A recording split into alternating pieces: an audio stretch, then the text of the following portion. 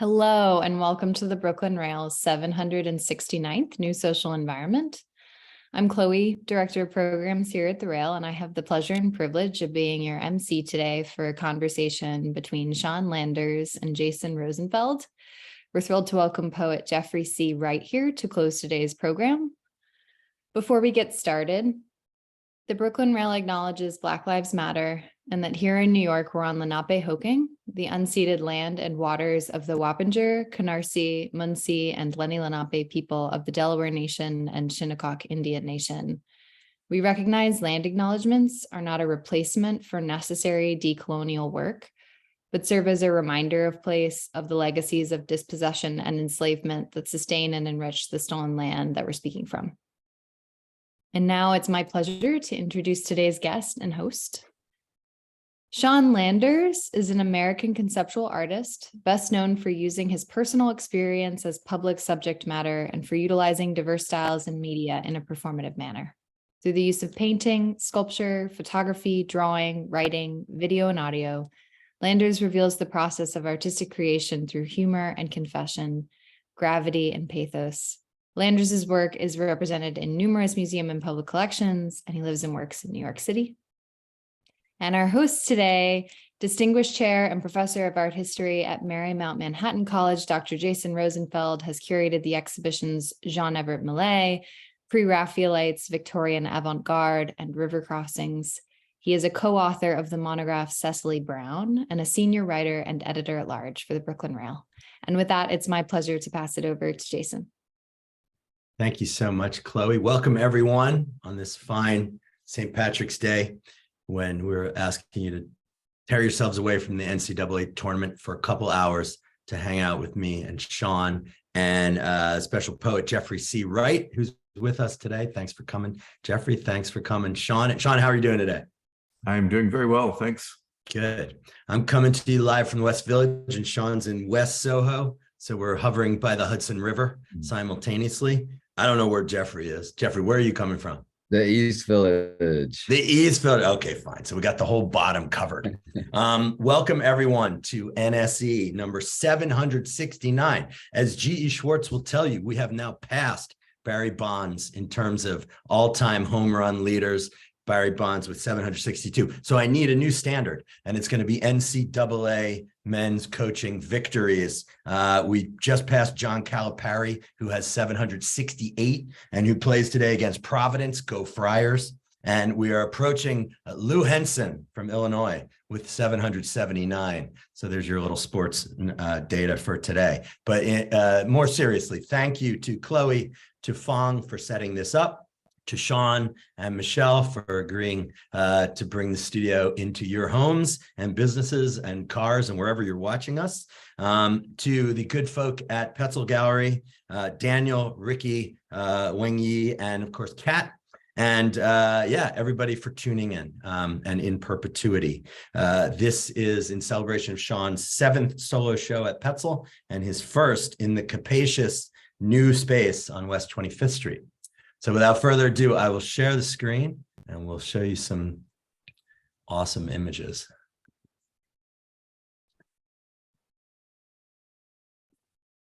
Hang on a second. Technology is working. Okay. So there you see, you can follow Sean on @SeanLand81 on Instagram. You are already follow the Brooklyn Rail, obviously.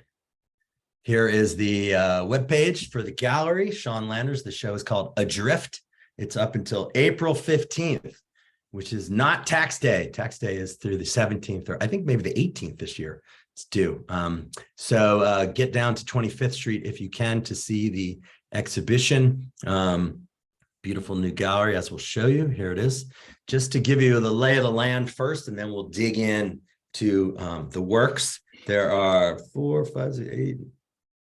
15 works in the display. They're all oil on linen, I believe, and they're all from 2022 to 2023. As you walk in past the desk and the cool lounge that they have there in the new gallery, you see this room on your left, with a couple of stately dog portraits on the left, a few seascapes. The one in the center has a lighthouse in the background that will become important, as you'll see. And then as you go into the main room, you get this beautiful display on the far wall of 5 perfectly aligned paintings of dogs in boats, which we'll talk about on the seas. So this is the view you get of the main room.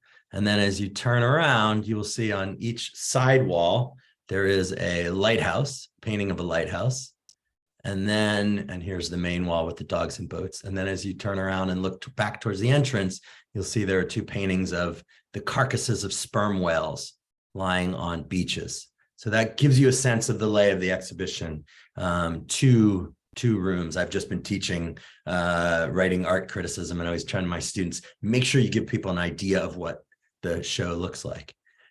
So the first gallery, stately portraits of dogs. But Sean, maybe just talk a little bit to start about some of these works and about what you're working with in this very beautiful and very thought-provoking new exhibition. Yeah. When I try to introduce people to the show, I like to start them with the dogs and boats, because I think that's sort of the jumping off point for that's what we're doing. Yeah, you're there. So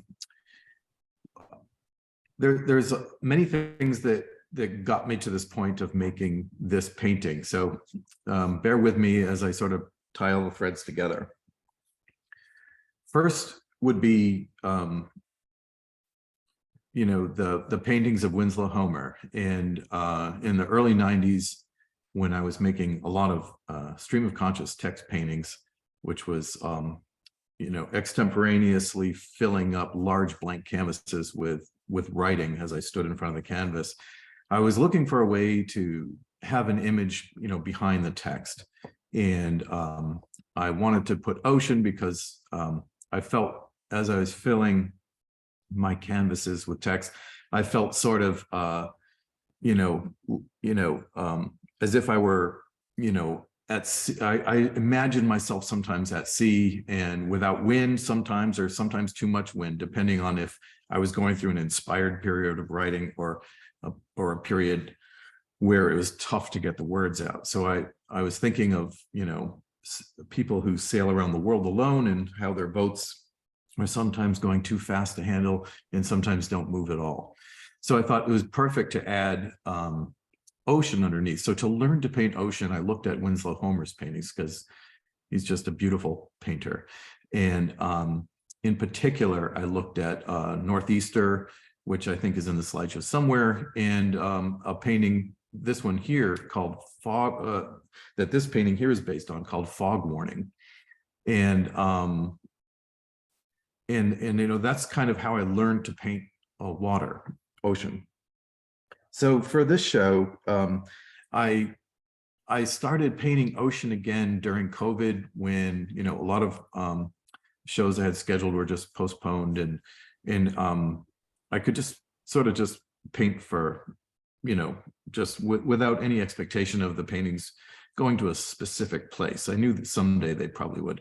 So I started painting ocean, and I started painting animal portraits. And I started with a couple of deer portraits, and then I wound up with a Labrador retriever. And I like the Labrador retriever very much as avatar is the wrong word, but sort of a symbol for what I was thinking about, because their faces are so expressive, and I could make them evoke more of a human feel than I felt other dogs, like a Harrier dog, would be harder to do. So in this one, I was looking at Homer's Fog Warning, and I just popped a dog in there. And it wasn't with a tremendous amount of forethought that I put the dog in there, but once I did, then I really started thinking. Obviously, if anybody's familiar with me, they know I have a long history of painting ocean and boats and ocean, most often with clowns. But I felt this was entirely different, because I think it's obviously a figure that is more empathetic than a clown is, which a clown sort of repels half the population because some people are just terrified of them.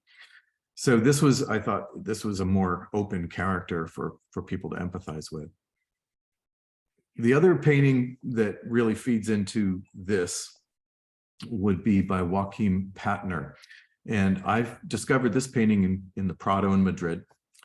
And when I stood in front of it, I was really taken by the little soul figure. So this is Karen on the River Styx, transporting a soul between life and afterlife, or heaven and hell, or however you want to interpret it. But in the front of the bow of the little boat there's this little figure, and that's a soul. And when I was standing in front of that, my thought was, and I'm not suggesting this is Patner's thought, but my thought was, that is Patner himself in his painting, in between life and death, frozen in time for people like us to come and see and think about. And that's the unique position that art has, is it preserves little bits of the maker across time, as music can and writing can as well, but in other forms of art, which is what's so wonderful about art. But this was the experience I had with this painting. So all in this time, when I put the dog in the boat, I really went back to this, and I thought, like, every time I make a painting, no matter what it is, and it leaves my studio, it's on its own journey, adrift in time and space. So, and I can't help it anymore. It just has to take care of itself once it leaves me. And so that made, me think about the water more. And many of my paintings over the years, I've always used water as a symbol of time and space. So here we have a sort of an avatar, not just for me, but for my painting or any human life, adrift in time and space. So that's how this show sort of started to come about, a lot around me painting this specific painting, this dog in the boat. And once I had that in, and I think then, because I had no idea what my show for Petzl would be a year out, or this was actually made in July of 22. So I still had not really a concrete idea of what my show would be about, which is not really typical for me. Usually I kind of have things screwed down beforehand. But it was, I've made a lot of shows at this point, and I felt pretty confident that as long as I'm painting, a show would come out somehow, and it would mean something, because I'm quite honest about when I paint and what I'm feeling. And I just thought, if just trust my feelings to come through in the painting. So, I do, I don't feel like I am the dog in the boat, but I feel it does sort of symbolize something about me. And, just to say one more thing before I give it back to Jason, I think I've gone on a little long here, but, when you make paintings or sculptures in particular, it's a strange activity when you start to think about it. It's almost like you're making a reliquary of yourself on some level. And I know this is probably a corny thought that most artists would shame me away from expressing out loud, but it's kind of true. And you think about these things, you think, will this one last? And you don't know if it will or not. And then you start to think about what will make it last. And you think, well, I better make it as best I can, and make it as honest and truthful about me as I can. And those will be some of the things that make it relevant, because, when you honestly put yourself into a thing, that honesty shines back to people. They can tell whether you're really in it or not. And I think that's the toughest, most resilient thing you can bestow in a work, or install in a work. I'm not thinking of the right word, but so anyway, Jason, sorry, I went on too long, but at least we got the ball rolling. So did not go on too long at all. It's great. It's a great sort of introduction to what you're doing here. And I think the use of the term honesty, and the words that came into my head when I first went to see the show, is that there's a kind of, maybe this feels like a bad word, but I don't think it is. There's a kind of earnestness in your practice, which is really coming out in these pictures. They're earnest. They're they're laying it kind of bare in a way. And, the concept of art in your mind and how you sort of think about it. You're seeing it in these pictures and these dogs as avatars in the paintings. That's why, I think the Patineer painting that you're referencing, and everyone should, if you like, you should go pick up the little catalog that they've done at Petzl about the show. It has a nice interview by Johanna Fateman with Sean and some comparative images and things. But Patineer is quite interesting because this idea of the soul and the two paths that you can take via Charon in Hades or in hell, it doesn't look so bad on the left, crossing the river Styx with these, the angels that ferry you there, and then what awaits you on the other side. And I like that there's these dogs here. They sort of detail these sort of dogs who are bothering each other. I think it's Cerberus. Yeah, but in it does read as that, but it's also these, to connect with your things, the idea of a dog that awaits you, and the trepidation on the face of the figure, the soul, and the idea of you're using this or thinking about it for a long time. And this painting alone from 1996, I think this is the first one you did, with clown. Yeah, this is my first effort to replace the text that was over my ocean painting. Right. And this is a with big a one. Character. Yeah.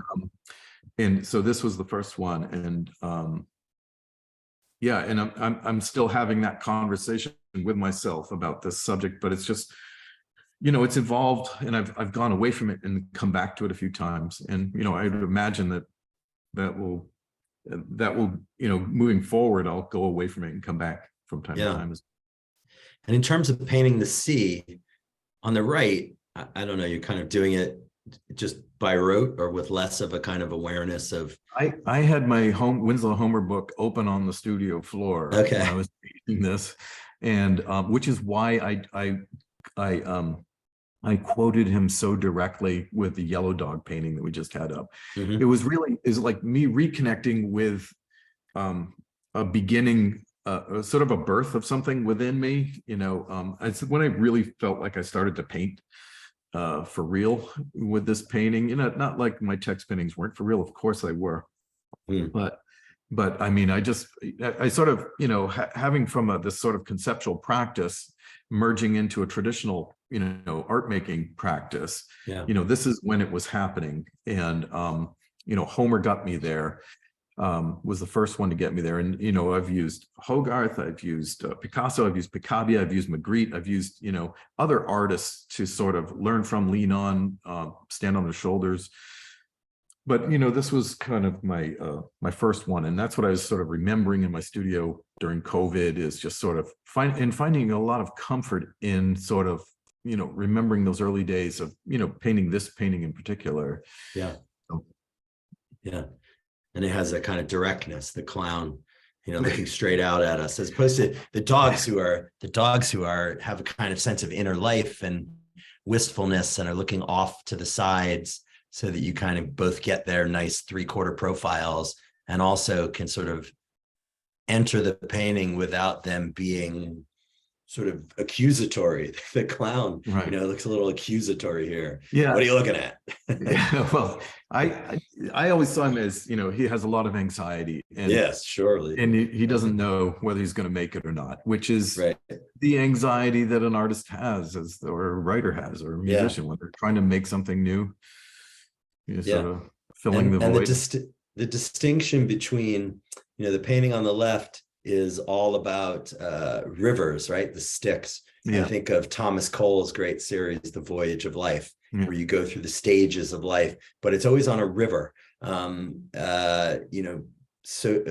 by like William Morris, where they're searching for the origin of the Thames as a way to go back in time to resuscitate the present. But your paintings are about the ocean, and the ocean operates in a very different way. The uncertainty, the lack of resolution, the just vastness of the sea is something which resonates quite differently from the idea of a river, which is a body of water, which either goes to an origin, the grotto of like in Courbet's paintings, or it leads to the wider sea, like in Turner's paintings. Right. What I like about the ocean too is that it's always different. every time you look at it. And I Yeah. tried to reflect that in my show. Every ocean the boat is on with a dog in it, it's a different sort of look of ocean. Yeah. And I was also going through different techniques of painting, which, I've learned over the years and was able to use in this form. Yeah. So I like this this juxtaposition here. Just to, we don't have time to go through your entire career because it's so rich and it goes way back to the 90s. But I love this one, and I think it kind of resonates a bit with your interview in the catalog and the way that you've been talking about art. David v. Goliath on the left, 2017. Maybe explain a little bit about how you made the work on the left before we get into the process of the new works, because as people can see, it's quite large, 71.5 inches tall, and it's oil and archival ink jet on canvas. Yes. In the late 80s and early 90s, I sort of broke into the art world by just writing very honestly and confessionally on yellow legal pad. Which is where I learned that the more honest you are, the more, direct you are, earnest you are, as you said, you're making your art more relatable to other people. More people will be able to empathize with it and connect.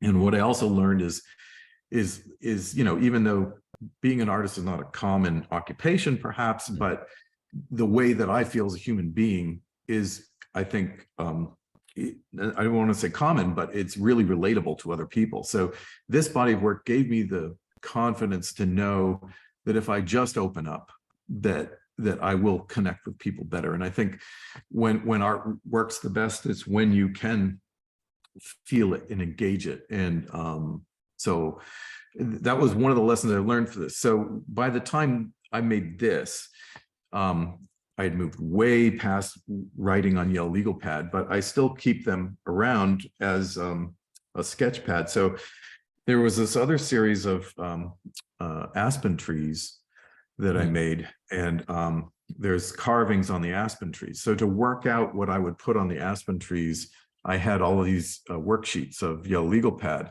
And, I noticed that as I was making them, I was sort of composing them as drawings as well. So at a certain point, I thought it would be really nice just to actually just make them into paintings. So I had these yellow legal pads printed with archival inkjet onto canvas, and then I painted on these exactly the notes that I used to make for the tree paintings, and they're meant to be sort of shown together. And the way we did that at Petzl is the yellow legal pads were in the Uptown Gallery, and the trees were over in the ADAA Art Fair, which was at the Armory, which was kind of very nearby. So, and we made a book to sort of connect the dots. Right. Yeah. No, it's great, and the inkjet part of it is the legal pad background. It's a yellow, it's the yellow color on the canvas, and the lines of it are painted. Yeah, and it's the only time I've ever used that medium. Everything else is just made all the way by hand. Yeah. So some of the text here, those of you who can't read it, is it okay if I read it? Of course. I try to write what I think is implicit in art. I think it is inherently poetic to do so. What do paintings say then? A little shift here. Essentially, they say, quote, I am here, quote, I lived once, and this was how I experienced life. And, I think that's idea of posterity and perpetuity is something which the new paintings have a lot to say about, or are bringing to life in a way. But it's also that et in Arcadia ego idea. I was once in Arcadia, the idea from paintings by Guercino and Poussin and writings by Panofsky, and this idea that I was a person who lived in Arcadia once, and I ended up a skeleton like everybody else. But what do we leave behind? In the case of those paintings, it's often a tomb or a grave. But that idea that, the paintings say, I was here, I lived once. And that idea of working against time. So David is art, Goliath is time, and trying to essentially defeat it, Yeah. and then use its own sword to chop its head off. Yeah. That concept, life is fundamentally lonely, art makes it more bearable, but we are all alone. Jellyfish adrift in the equally unaware of in what we float. So the sense of adrift, of course, coming back to the title of the show, not jellyfish, but in this case, dogs. And also to point out, the clown in Alone on the right has oars, at least. Yeah. Dogs are oarless. They are. Dogs are, they're at the whim of nature, or Yep. something worse, maybe. Yeah. In these boats. Yes. Yeah. It's heartbreaking because, especially if you're well familiar with the Winslow Homer painting on the right, you just think like, well, the dog in this painting sort of is trusting that maybe the human is going to come back. Right. And all the other dogs, I think, in the show are they're pretty settling into the reality that maybe that no one is coming back.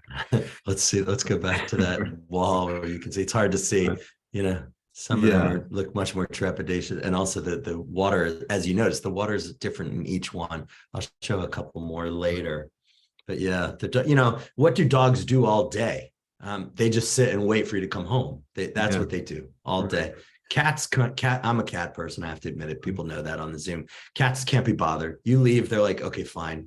They're gone finally. I'm going to go sleep and relax. And when you come to the door, they don't even get up. But the dog, I used to live with a corgi. All day, it just sits there and waits for you to come back. If you want to call that fidelity or loyalty, you can. But this is a kind of learned behavior. And then imagine a dog in a boat, totally adrift. Right. And the port. Go ahead. Sorry. No, go ahead. You go.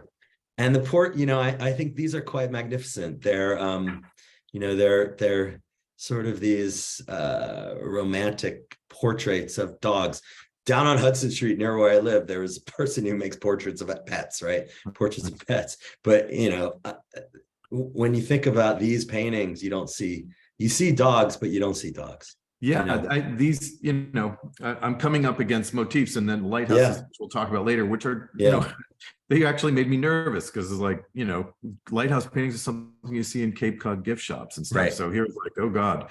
And then of course, pet portraits. But what I was trying to do with these is what I couldn't do with the dogs and the boats is really focus in on the face and the look and the exact feeling the complicated feeling of, abandonment or loneliness or being adrift or not knowing, and then, in my mind, very alive in my mind when I was painting this is like, this is a portrait of all of my art going forward in time once I'm gone. Mm-hmm. So and that's what made it touching for me and real for me and honest for me. And you can imagine the art, in the galleries, in the museums, in the houses, similarly kind of waiting for the people to come back. I always tell my students that when you write about art, you don't have to say the viewer. You never have to say the viewer, because the viewer is implied. No one makes art to not be seen. Right. The viewer is an assumed element of the equation. The artist plus the whole world equals the whole world. That idea that, the art is part of the world and the experience of viewing it is essential to its completeness. Yeah. And the paintings, they even when you're not looking at them, they're waiting for you to come look at them. They're shining their presence into empty rooms or sometimes into storage closets or in crates. And that's sad. It's like I've written about that too, like a book that is closed and not being read by anyone on earth. And like what a feeling that is for, this effort made by someone and then finding no audience for it. And then so that's the fear. And we can get into that with the whale skeleton, but that's sort of evoking, and I can talk about the symbolism of them in the lighthouses and how they feed into the story. But I'm glad we focused a lot on what the dogs are and, how, and I love how you tied that into the yellow legal pad for the tree paintings and everything, because the sentiment I'm working through in this show is one that underlies a lot of what I've done for a long time. Yes, absolutely. Melancholic in the end. But melancholy, it's also about introspection and, discovery. That's the thing about it, that, sometimes the pain is part of the happiness, and the idea that, apprehensiveness and the world that we're living in now can lead to, something brighter in the sense of hope.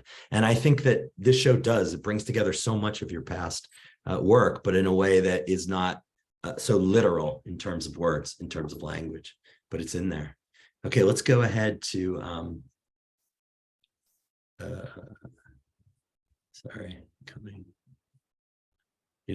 back to the front room and just talk a little bit about Homer. I'm really interested in this because this move here, Gambit design, it's something which, as you're saying, you've been thinking about for decades. It's nothing new.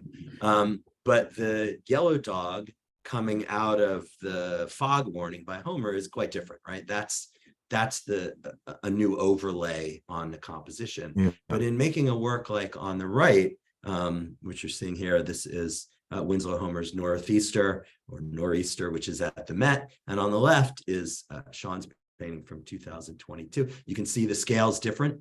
Your painting's a little bigger, but the composition is largely similar.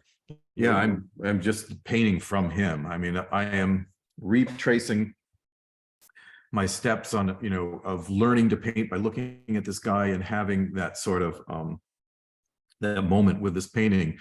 In doing what I've done with other artists as well, like with Picasso or with Magritte, sometimes as an artist, I've seen other artists, and it happened with Vito Acconci, who was one of my teachers in grad school, is like, it resonates so deeply with me that, my first reaction is to be it. And it's like, and once I do it, then it opens a door for me to walk through and do my own thing. So this was, with Magritte's Vache period, in 1992 or 3, the Met had this big retrospective of Magritte, and there was lines down the block, 4 or 5 paintings from his Vache period in there, which I had never known of before, because I always thought it was like, the bowler cap, the green apple, the rock floating above the ocean.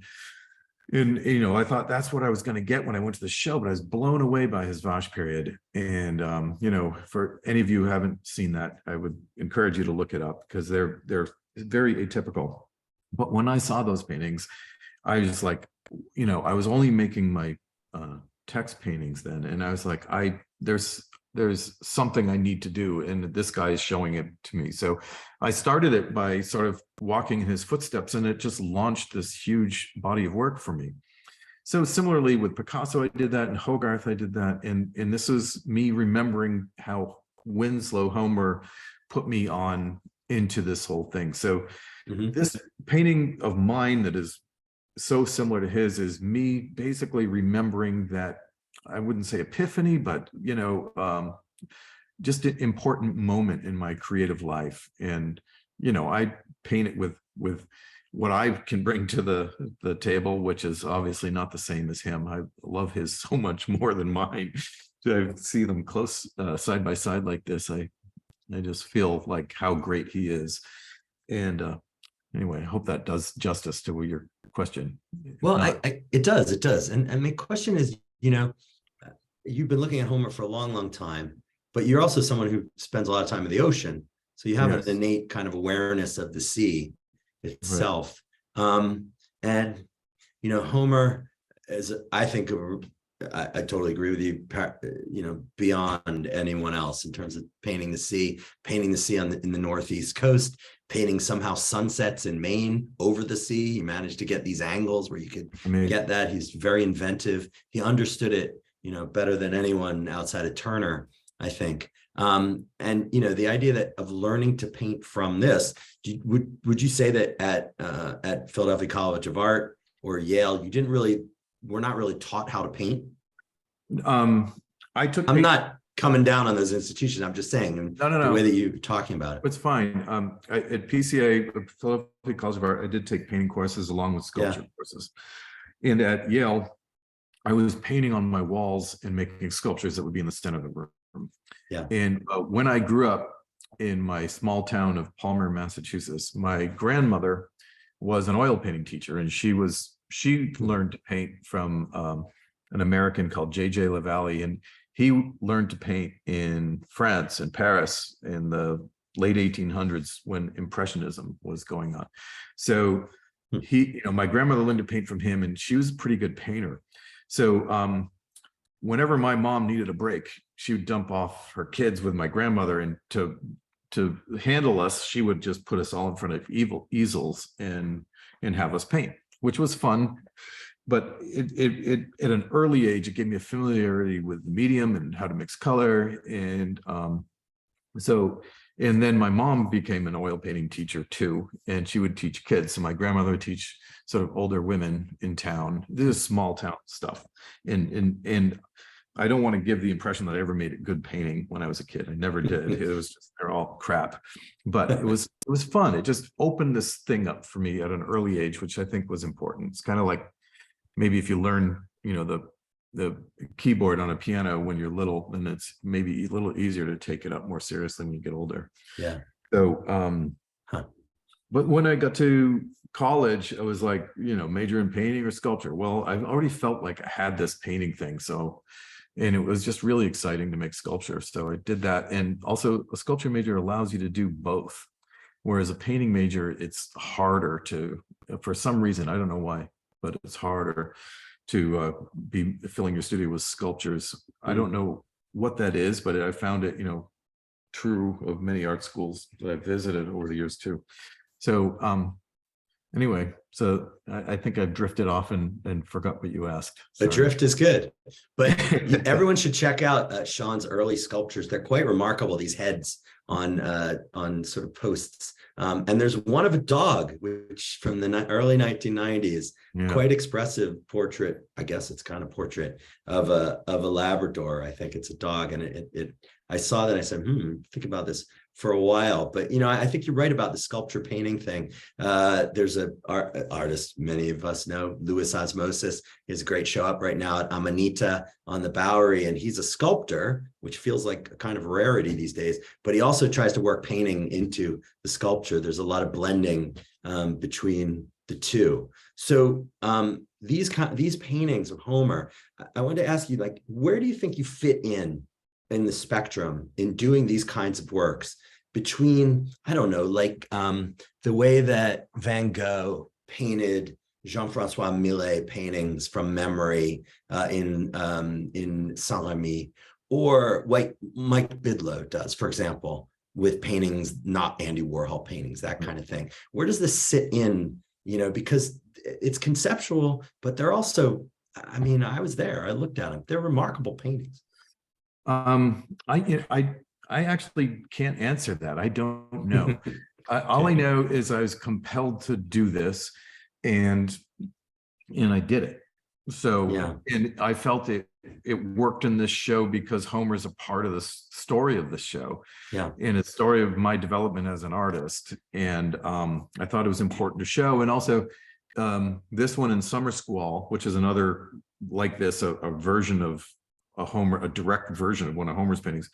They were the only ones in which I just had Ocean alone, and I wanted Ocean to be one of my four characters in the show. So Ocean, so is the dog is sort of one character. Ocean as a allegory for time and space was another. The lighthouse was a third character, and the whale skeleton was a fourth. And I wanted those four characters to sort of be the story of the show and allow people just to think about what they could mean with each other. So these were my version of Homer's Nor'easter and my version of Homer's Summer Squall were my two paintings that were just pure ocean paintings. And use the term version, which I think is appropriate, because it's quite different from someone who gets permission to sit in the Met and paint in front of a picture, a kind of brushstroke by brushstroke copy. Because if people can even see these details, if you look in the foreground on the left between the two, they're quite different. The technique, the style, the material, it's a kind of a free version of what Homer's doing. But here's a detail of this is a detail from Sean's picture. And, there's a real beauty and power and sublimity to the way that you're painting this scene in the spirit of Homer at the same time that it it's quite close. It's very close to the composition. Yeah. All right, so I'll have to work that out. I'm the a Millet Bidlow thing. I'm open to discussing it more, but I don't know, to be honest with you, because I think when I was painting this, as much as just loving to be in this space, and especially this part that you've highlighted here, this particular blue, it just made me so happy to be there and painting it. So I think this is about me loving Winslow Homer's paintings as much as anything else, and just participating in it, and in letting him teach me how to paint. If you can see in this where I'm touching paint down, dragging it and leaving it. There's no like blend, which was probably a bad habit that I kept from childhood of, here's my hand, I like to put paint down and go like this, which actually ruins the illusion. So if you just go like this and just drop the paint down, it usually speaks, it describes more. And it creates more illusion. So, I mean, this was almost like me just continuing to learn. Because you can never stop learning. Right. And I think that, there's a honesty and an earnestness in it. And of course, you're working from an artist 100 and whatever years ago. So there's a distance. There's a distance, which is critical. Speak a little to that. And when I taught briefly, I would sometimes bring this up with some of my students of, what is this weird place in art history where we are? It's a pretty ill-defined because we're all in it. And so it's hard to really know what it is. Yeah. But when we look back on the 20th century and what happened where, starting with Manet and almost the simplification of painting until, and this is in broad general terms here, but it sort of got over, it evolved to a place where you could get an Ad Reinhardt all black or Robert Ryman all white. And of course there was, Chuck Close was still painting then, and Baslitz were still making figurative things. But it was at a place where it really, in art schools too, where painting got to that place and conceptual art became very, very prominent. There was maybe, I don't want to say de-skilled, but there was a point where this kind of thing just really wasn't taught except for in academy schools or something like that. Yeah. So in the major art programs, where many people who exhibit are being educated, or were being educated in my generation, there was no class where you could go to learn to paint like this. So, just sort of like, you have to learn by going to the Met or by, you're hanging out with your friends, which luckily I had a lot of good friends who painted. And, and basically you learn from each other and you sort of build back up. So, I'm at this curious place where my roots are all conceptual art, but here I am painting traditionally, but still, I think holding on to some conceptual conceits that were, my origin story. So I don't know.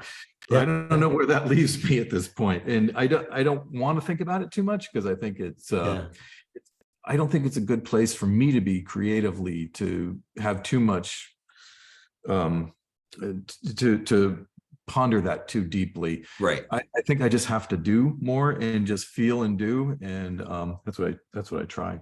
And of course, it's not the whole show, right? I mean, that's the thing. There's only two paintings that are. Yeah, there's two paintings. And in the Yellow Dog we started with was also very close to Fog Warning. But as we go through all the other paintings in the show, they're far adrift from. Yeah, I used it again. So, can't help it. It's the mantra. Turner versus Courbet. I think about this a lot. 19th century paintings of the sea, and very different takes, right? Sometimes I look at Courbet's paintings of the sea and I think he never actually looked at the ocean ever. And then Turner's paintings, you feel like, they should have mist spraying on you from the sides when you're looking at them, because they give you that kind of feeling. Well, the ocean is a wonderful. I don't think I know many people who don't love to be at it. I mean, it's this. I tried to write about it a little bit, or speak to it in my interview with Joanna. Obviously, about kind of what it feels to me. And it's like, it's this thing that connects the whole world. Everyone, every continent has Mhm. access to it. And, it's like, it basically came from outer space and where life comes from. So it's this incredible sort of, I don't know, mother's not the right word, but it's where we come from. Right. So And it's unknowable in the end, really. Yeah.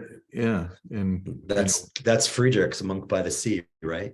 Looking into the void and never being able to either access it really or understand it in its totality.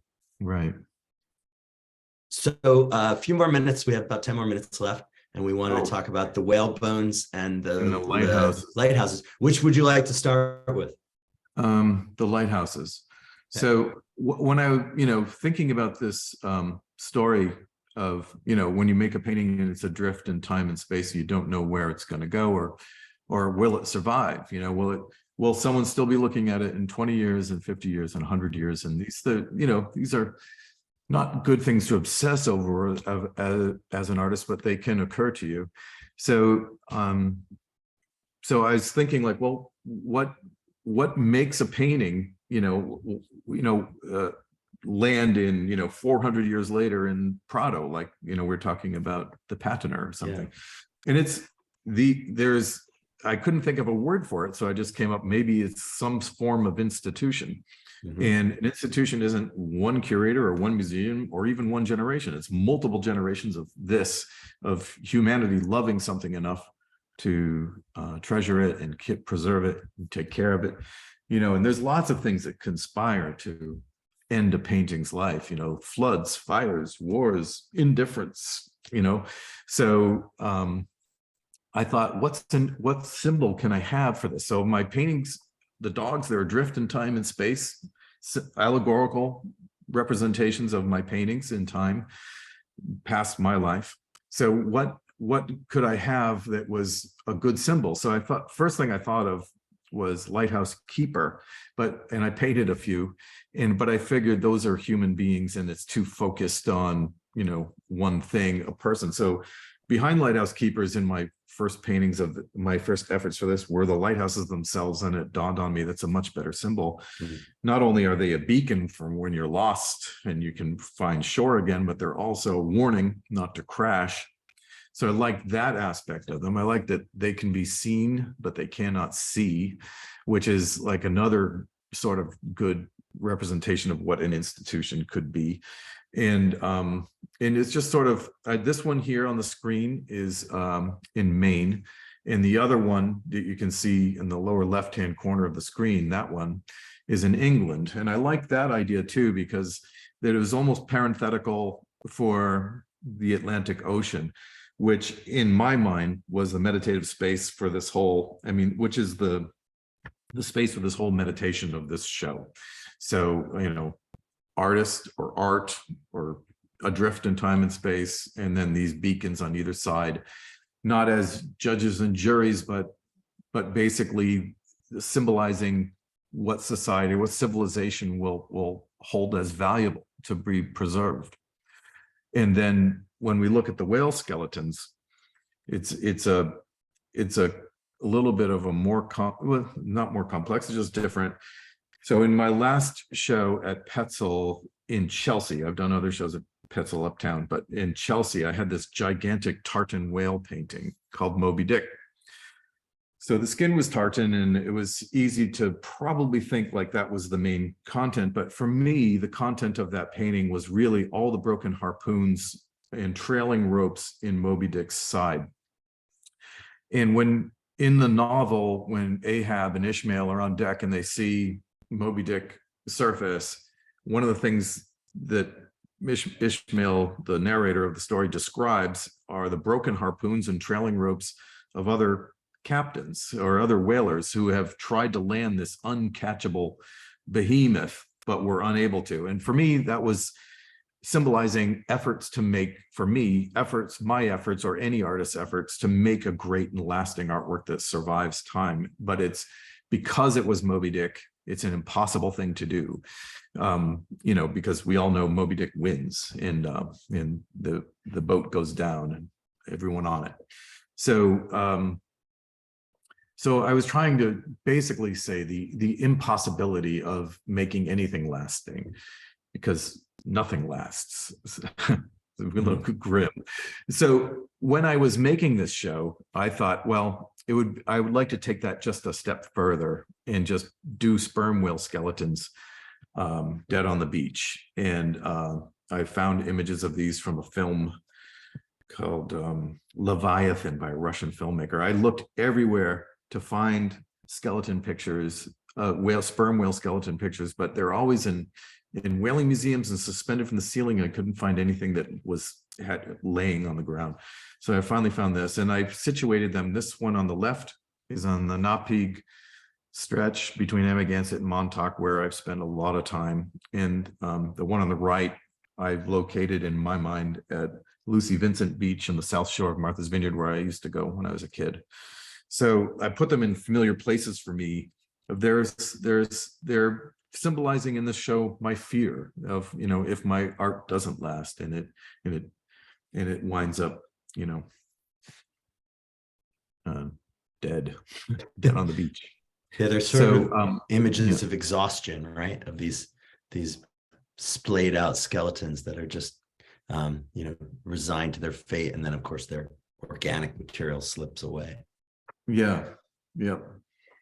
And it's really referring to my painting too, my painting of Moby Dick, which when I was painting these, I found out that it had been severely damaged. So it added very specific poignancy to these paintings, and it made them all the more crucial that I execute these.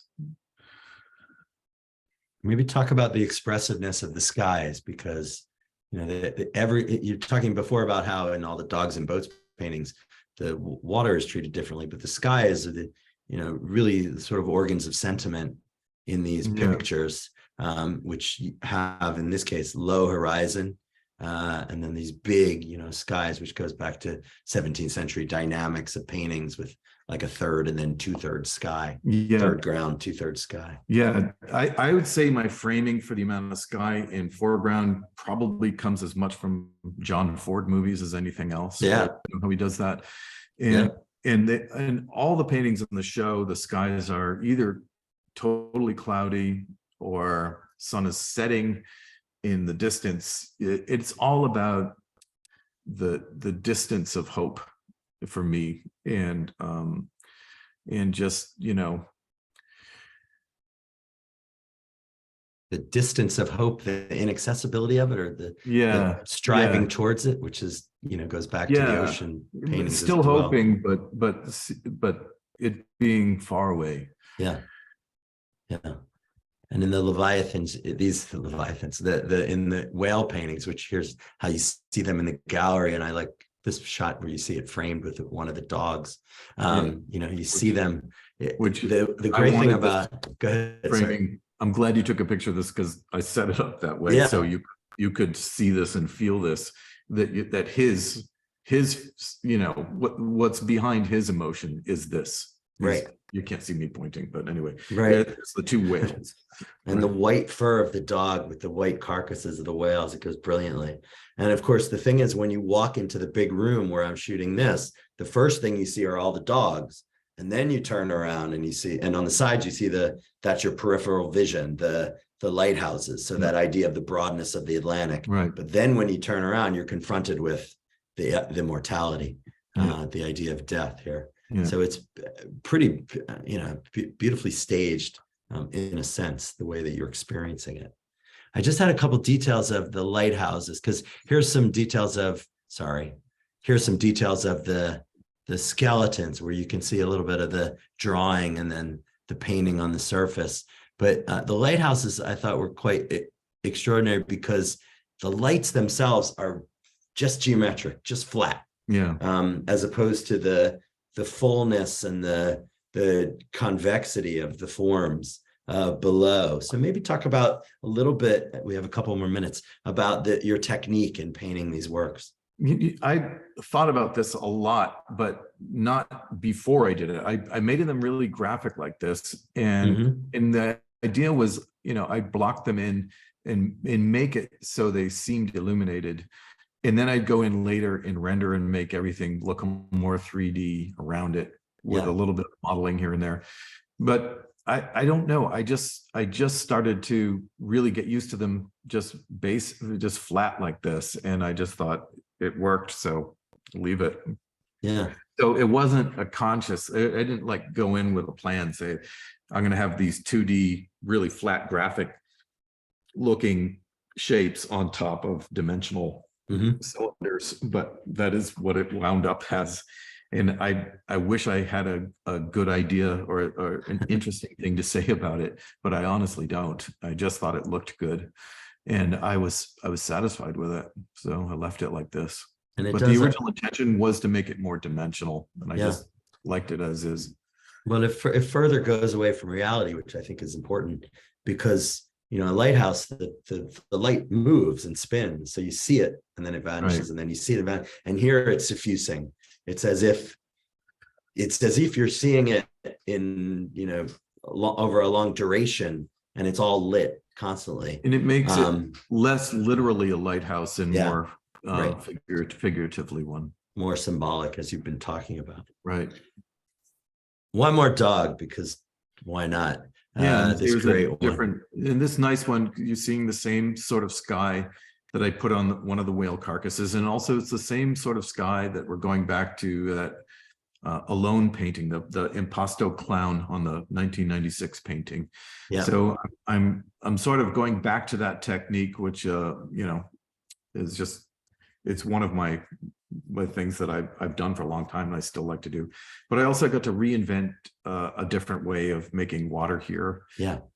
And, it's a kind of symbolist soup. That's how I see it. Sort of remind me of Oudler and Segantini and those fin de siècle painters, where here moving away from the ocean as something transcribed, like in Homer, and here it's something more psychological, which goes with the dog. Yeah, it's almost a symbol of water more than illusionistically water. Yeah, there he is, or she is. Yeah. And finally, we end with this one. Just not in the show, but it's in the catalog. It's in the catalog. It's on the mezz upstairs. So so you can. I don't know if someone at Pets, if you're very curious about it, and it's still up, maybe someone can bring you up. But you see, it has a birth date of 1962, and the death date is empty. And it shall always remain empty. And that was the point. That's why I did this, is because even when I do die, I won't be around to paint that number in. Therefore, like Patner's soul, or Patner's little soul guy in the front of the boat, I sort of stay alive in this. Was my idea. Lander's Rock. That's it. Yes. All right, I think I'll end there. We'll end there, at least my section of it, and turn it back over to Chloe. But thank you so much, Sean. I encourage everyone to go to 25th Street and see the things in person, because nothing can rival that. And let me turn it over to the team, open it up for questions. And Sean, thank you so much. Thank you, Jason. For the discussion. I enjoyed it very much. Thank you. Excellent. Excellent. Wow, thank you so much, Jason. And thank you, Sean, for that amazing conversation. We do have several great questions. The first one is going to be from GE. GE, I will give you the chance to unmute. Hi, glorious work. Can you tell me, I had read somewhere years ago that you were turned on by Knut Hanson's novel Hunger. Yeah. And can you tell me how that flipped the switch for you, and because it seems so integral to so much of what you're doing. I love that book. Yeah.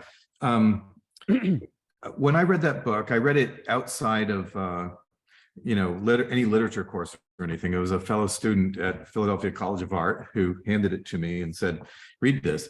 And it like when I see a painting that really turned me on to open up a world for me, this book did, because Knut Hamsun was writing from the inside of the main character's head.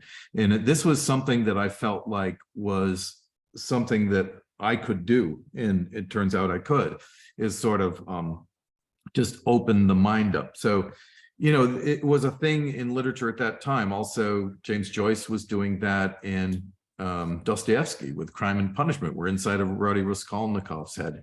So I just, it was that sort of trigger for me that I could trust this kind of writing that I was doing to be an art material. And that was basically he was a spark, like Magritte's Vache period was, or like Homer's ocean paintings were. Thank you so very much. Thank you You're for sharing today. Yep, thanks. All right, we have several questions from Richard Jacobs. I'm going to ask one on Richard's behalf. I think you were in the Next studio a couple of decades ago when John Curran painted The Fisherman, which, if I remember correctly, was John's portrait from behind of you, and he precariously balanced out on the ocean netting piles of fish. Yeah. Do you ever think about that painting, which actually features you as a subject in relationship to your ocean paintings? Oh, yeah, I feel, you know, so honored to be in it. I'm the brunette in that painting. John and I went to school together, and we met, you know, in 1984. And when we moved to New York, we after a few years, we came together and rented a loft to have as our studios together on Houston Street, and where we were there for 10 years, and we moved to 14th Street. So in the end, I was with, you know, painting on an opposite side of wall of John for 12 years. And not only were we competing about who could sing whatever song we're listening to better, but we also sometimes would wander into each other's territory for subject matter or whatnot. So there was a real conversation between, you know, two practicing exhibiting artists, you know, that I think is interesting to look at, you know, and that painting, you know, I love that painting. It's I love John's paintings. It's one of my favorite paintings that he's ever done. And yeah, I felt it was, you know, there was kinship there with, you know, paintings that I had made before and paintings I've made after. And I would welcome him to do more. And I would love to do more. You know, I love the dialogue between he and I. And I hope it keeps going. Thank you so much for that question, Richard, and thank you for that response, Sean. Yeah. I'll ask a question next. I'm wondering if absurdity plays into your work at all, especially with the symbols and the dogs, and, you know, how you think about the usage of this third protagonist as a way to get closer to maybe ideas of your own and intimate moments for yourself. Absurdity, I think, is my gateway to sincerity, as many people use. Yeah, well, anyway, I'll just leave it at that. But it's a gateway for me, so I can try something out, you know, ironically, or that's what I was looking for, or absurd, you know, use absurdity, but then it brings me quickly to a sincere place. So, you know, I can make a painting of a wooden boy lost in the forest, you know, made of, you know, a hewn piece of lumber in a wilderness of woods. And, you know, it sort of feels jokey at first, but then I start to feel that guy after a while. And then I actually put real stuff into him. And it's like that with so many characters, like with a clown, you know, is another great example. That impasto clown that Jason showed in the slideshow earlier would be one of those things where, you know, it feels absurd the first time I do it, but the more it hangs out in the studio or the more I make more of them, it becomes real and it loses its absurdity to me. But I understand that once it leaves my studio and other people are seeing it, they're still getting confronted with what may feel absurd or a joke. But, you know, I'm usually really in whatever I'm putting out there, and to probably an embarrassing extent. Thank you so much for that answer, Sean. The last question is going to be from Fong Bui. Fong, you should be able to unmute. Thank you, Chloe. Thank you, Sean, for a great show. Thank you, Jason, for stimulating conversation as usual. Yeah, I was thinking while looking at that painting, you know, and you guys talking about Winslow Homer, I couldn't help but somehow put Albert Pinkham Ryder in the mix, you know, just because they seem to have painted waves or sea most identifiable among the American painter, at least from the Atlantic Ocean side. Yeah. I know Pollock tried to do it in the last few, you know, drips painting referencing to Moby Dick and the sea, but was never explicit. You know, it's so subtle, whether it's full felt, you know, like ocean grayness or the deep or blue pole and whatnot. But I can't help but to think of Lloyd Goodrich. Remember, Jason, the great Lloyd Goodrich, who launched the Great American Artist Series for George Brazil, my late friend. And then he did with Winslow Homer as well. First, he did with Ryder, and then with Winslow Homer.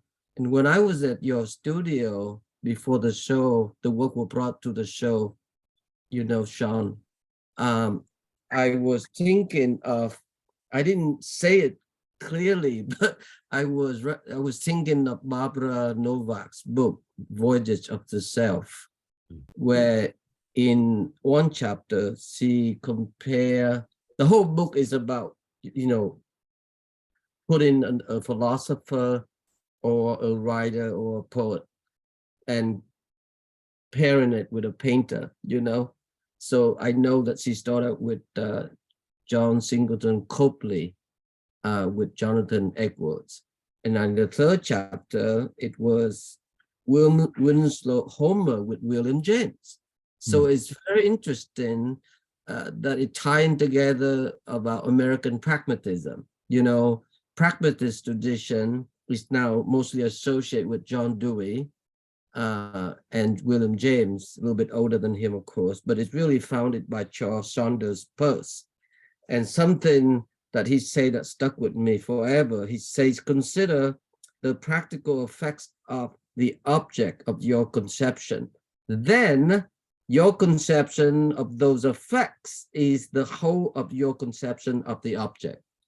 It's, you know, it's so interesting in thinking the context of your own work, Sean, because, you know, you think as a conceptual person, but you never really let go of the pleasure of making the object. So it's really simultaneously both a kind of love. And the last time I paid visit their studio, we didn't get into the greater discussion about your admiration of Francis Picabia. So can you share with us that admiration and everything else? It's a big question, but sorry. No, I got it. Picabia is absolutely one of the biggest influences on me ever, because when you're an artist and you are exhibiting and you make something that gets popular, there's a lot of downward pressure to stay in that lane, to keep within that scope, because that's what's known of you and that's what's collected of you and that's what's expected of you.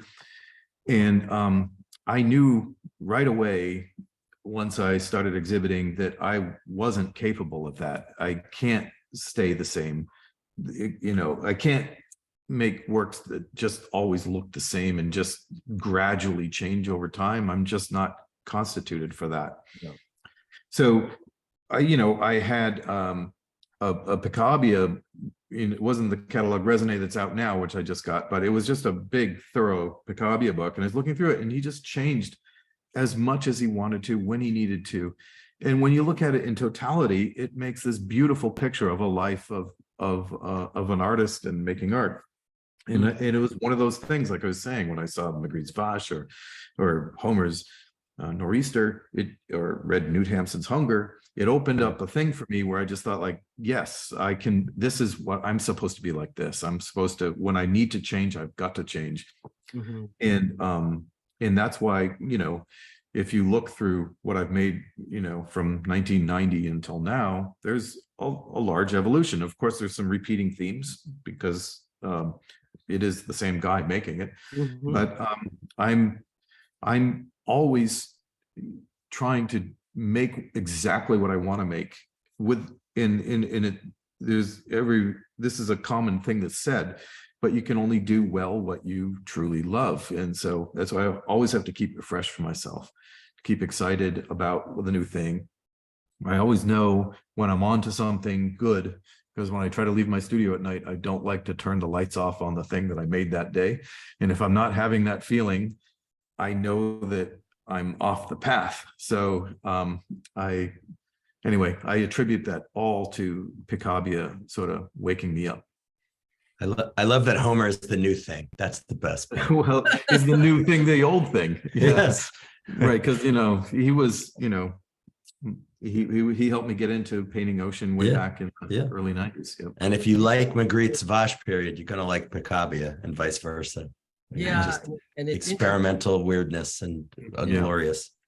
And it's interesting too when you think about how, for example, in Wright, whose painting is certainly smaller than Homer, but still there's a density, there's a certain opacity to the way he paints ocean, the water. Yeah. Where you can say the same in Homer, it's very solid. Yeah. But there's a degree of transparency that you can feel there's an ocean and whatnot. But listen, the end, it's what Coco Chanel say, fashion comes and goes, styles stay. And I think that stylistic is what really hold together a certain continuity of what you made. So thank you so much. And congratulations on the show, Sean. Thank you so much. Thanks for having me today. Great pleasure. Back to you, Chloe. Thank you. Thank you so much. That was an amazing Q&A. Thank you to everyone for your questions. At the Rail, we have a tradition of ending our community events with a poetry reading. And today I'm thrilled to welcome our poet laureate of the day, Jeffrey C. Wright. Poet Jeffrey Cyphers Wright received his MFA in poetry after studying with Allen Ginsberg. Best known as a new romantic poet, he is also a publisher, critic, eco-activist, impresario, singer-songwriter, filmmaker, puppeteer, and artist. He is author of 18 books of verse, including Blue Lear and Party Everywhere. A book of sonnets and artwork called Doppelgangster is forthcoming from Mad Hat Press. The former publisher of Cover Magazine right now publishes Live Mag. And with that, please join me in welcoming Jeffrey. Thank you, Chloe. Thank you, everybody. That was a wonderful talk, Jason and Sean. Really great. Beautiful show. So much there to think about. And great question. Fong, you can always count on Fong to throw in some heavy stuff.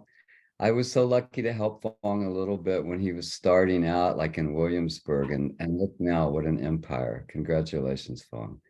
And I was so pleased to be able to write a lot of book reviews for the Rail, too, poetry reviews. I'm going to read 5 sonnets. I'm going to start with a poem from Triple Crown here, and it's called Made in Honolulu.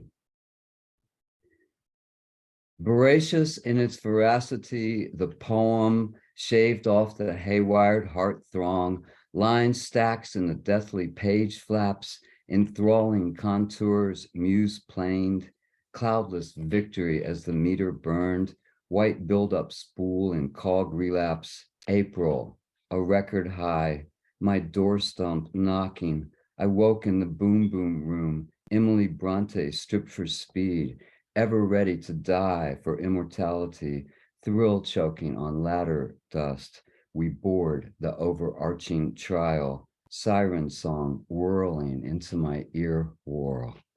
And I thought that really fit today with the siren, the whole idea of immortality and being in touch with the myths and the legends and stuff. This is called Salvos. Night rides hard on its quarter moon saddle, chasing a dream through December's froth. Pounding on tomorrow's back door, I barge into the passageway, tracking a whim. Leaves frozen on the path head for home. Crinkly carnations stretch pink truth. We dither with dust's feathers, ever grateful for heroes we find in dark spots.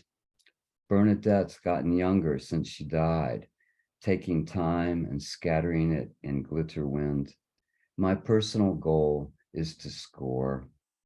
There's some eggnog left and rum from Haiti. Be my stage and I'll be your coach. Lick my wounds, be a salve for love's slave. Hyperion takes a hit. Surrounded by invisible naked ladies, I haunted alleyways of wrecked organdy, listening to Heitor Villalobos's fantasies. What I like is starter fluid on Bozo's grave. Demand eternity, but settle for ecstasy. Malappropriation strategies for instance. Custard's last stand. 20,000 leaks under the sea. IOUs dripping from the sun's blind spot. What kind of fuel am I? My arms still brag about holding you up in Night's Watch repair shop. Fire lost in your lips I find abandoned. There are only green lights in Go Town. Come on now. My new manuscript's actually called Come Ons. Come on now. Evening stoops under its sodden shawl, a siren broods its caterwaul snarling over blackened roofs. Someone's on the run, wet tires whisper to Avenue C. I am lost without you, they swear. I wanted to be a matador in Manhattan, dancing with horns. I wanted to be a genie, smoking in your coat of arms. While you gave the raindrops names, I made up a little song called You'll Never Be Happier Than When I Was a String on Your Harp. And I'm going to end with this dedicated to the poet Sarah Arvio, and it's called Glad to Be of Surface. It hurts to be in love day and night. A crow hails the cold, deserted light. Branches break off in intense winds. 1,000 petals clog my view. We talk fonts. Optima meet Wheezy. Small dogs spiral in a noisy yap spat. I stain the window with a vacant gaze, looking for a tank of laughing gas. Don't make a mountain out of a mole, the spy said. I've gotten ahead of myself, following your shadow. Why stop now, so near the end, now that you're a cross between an avant-gardenia and a harlequin? Thank you so much. You know, one last thing is I did make these little like Sean Lander's AI generated stuff. So another time we'll look at those, but that was just a wonderful program. Well, thank you so much for everybody. Chloe, I so appreciate you pairing me with these folks at the Brooklyn Rail gig. Thank you so much, Jeffrey. That was amazing. And thank you, Sean. And thank you, Jason, for this incredible dialogue and conversation. Thank you as well to Michelle and to Ricky at Petzel for their support and preparing for today's event. We'd also like to thank the Terra Foundation, who sponsor the NSE program and make daily conversations like this one possible, and for their support of our growing archive, which you can view on the Rail's YouTube channel. For 22 years, the Brooklyn Rail has provided a platform for the arts, culture, and politics through our monthly publication and public events like this NSE. You can check the chat for a link to donate to support the Rail. And if you're free on Monday at 1 p.m., join us for a conversation with artists Susan B. and Anne McCoy on the occasion of Apocalypses, Fables, and Reveries at AIR Gallery. We'll conclude with a poetry reading by Charles Bernstein. And you can now turn on your microphones and say hello and goodbye as you leave. Thank you so much for joining us today. Thank you, Chloe. Thank you. That was Thank Thank you, you. amazing. Sean. Thank you. Thank you.